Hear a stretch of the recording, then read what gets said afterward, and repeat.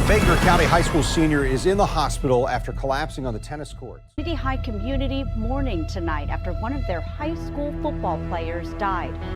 All over the world, hundreds of athletes are collapsing of heart attacks on the field. Football player collapsing on the court. We want to warn you, the video may be difficult to watch. And no expert can figure out why. A high school football player has died after collapsing at... There has never been so many cases before. After collapsing during a football scrimmage. To the establishment, it is simply a mystery why this is happening.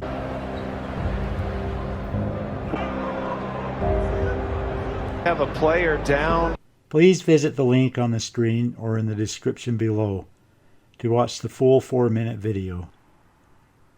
We need to stop being played for the fools that we are. Apostle Moses Thatcher once prophesied that he had seen the end of this nation, and it was terrible. A secret band will sap the life from this nation. We very well could be seeing the life sapped out of us. And it doesn't take a prophet to see what is already plainly manifested before our face. If only we stop behaving like fools and open our eyes. The scriptures have prophesied in numerous places that men's hearts would fail them in the last days. Luke 21:26. Men's hearts failing them for fear, and for looking after those things which are coming on the earth, for the powers of heaven shall be shaken.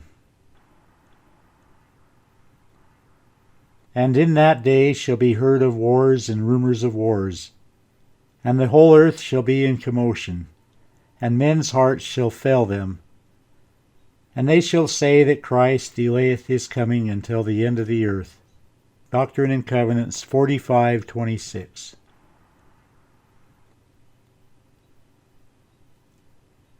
But before that day he saw great tribulations among the wicked.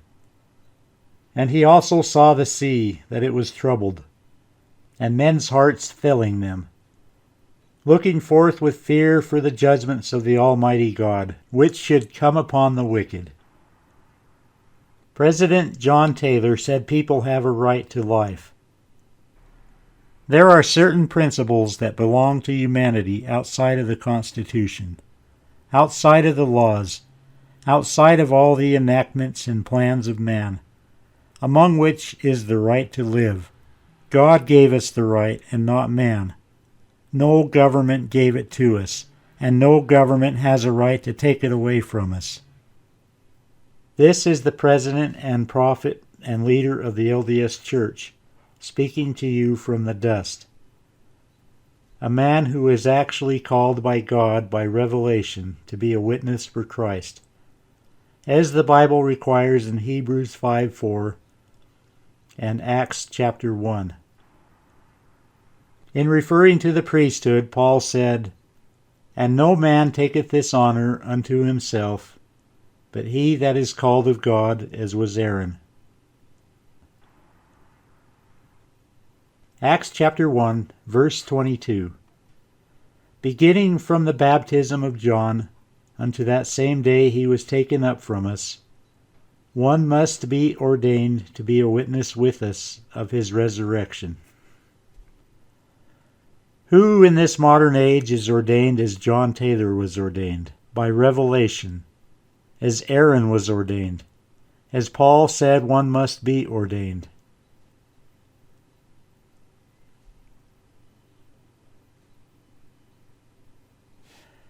We think we are secure here in the chambers of the everlasting hills, where we can close these few doors of the canyons against mobs and persecution, and the wicked and the vile, who have always beset us with violence and robbery. But what I want to say to you, my brethren, is that the time is coming when we will be mixed up in these now peaceful valleys, that it will be difficult to tell the face of a saint from the face of an enemy to the people of God. Then, brethren, look out for the great sieve, for there will be a great sifting time, and many will fall. For I say unto you, there is a test coming, and who will be able to stand? My mother told me that the last time Father took a walk down Main Street, after he was stricken with paralysis, he returned with difficulty back to his home, the residence which still stands on the hill, and said to her, "Oh, the test, the test, the test. Who will be able to stand?" Mother said, "What is the test?" He replied, "I don't know. But it is only those that know that Jesus is the Christ that can stand." An army of elders will be sent to the four quarters of the earth to search out the righteous and warn the wicked of what is coming. All kinds of religions will be started, and miracles performed that will deceive the very elect, if such a thing were possible. Our sons and daughters must live pure lives, so as to be prepared for what is to come. After a while, the Gentiles will be gathered into Salt Lake City by the thousands, and Salt Lake City will be classed among the wicked cities of the world. A spirit of speculation and extravagance will take possession of the saints, and the result will be financial bondage. Persecution comes next, and all true Latter-day Saints will be tested to the very limit. Many will apostatize, and others will stand still, not knowing what to do. Darkness will cover the earth, and gross darkness the minds of the people. The judgments of God will be poured out upon the wicked to the extent that our elders from far and near will be called home. Or in other words, the gospel will be taken from the Gentiles, and later on will be carried to the Jews. The western boundaries of the state of Missouri will be swept so clean of its inhabitants that, as President Young tells us, when we return to that place, there will not be as much as a yellow dog to wag its tail. Before that day comes, however, the saints will be put to the test that will try the very best of them. The pressure will become so great that the more righteous among them will cry unto the Lord day and night until deliverance comes. Then the prophet Joseph and others will make their appearance, and those who have remained faithful will take part in the building of the beautiful city, the New Jerusalem. Heber C. Kimball further prophesied, "This church has before it many close places which it will have to pass before the work of God is crowned with glory. The difficulties will be of such a character that the man or woman who does not possess a personal knowledge or witness will fall. If you have not got this testimony, you must live right and call upon the Lord, and cease not until you obtain it. Remember these sayings. The time will come when no man or woman will be able to endure on borrowed light. Each will have to be guided by the light within himself.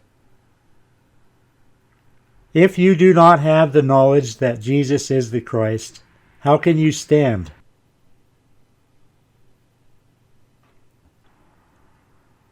We have a right to not allow any substance injected into us which is known to alter our DNA, damage our hearts, shorten our lives, or make us sterile so we can't have children. We have a right to life. We have a right to refuse any medication or food that would violate our conscience or our religious convictions. We have a right to life. We have a right not to be experimented on. We have a right to life. It has often been said of abortions that if they will do this to a green tree, what will they eventually do to an old one? When they legalized abortions, you said nothing because you were not an infant. Then they cracked the euthanasia laws in the Terri Schiavo case, and for 15 days on national television, you watched a woman be denied food and water until she died, and you said nothing again because you were not disabled. Your silence is deafening. Your apathy is legendary. As they begin the process of coming after you, who is there left who will speak on your behalf? Is it already too late? Many of this people are perhaps preparing themselves by following after the world in its mad race for wealth and pleasure, to go down with Babylon when she crumbles and falls. But I know there is a people, in the heart's core of this people, that will arise in their majesty in a day that is near at hand, and push spiritual things to the front. A people who will stand up for God, fearing no man nor what man can do, but believing, as the prophet Joseph says, that all things we suffer are for our best good, and that God will stand by us forever and ever.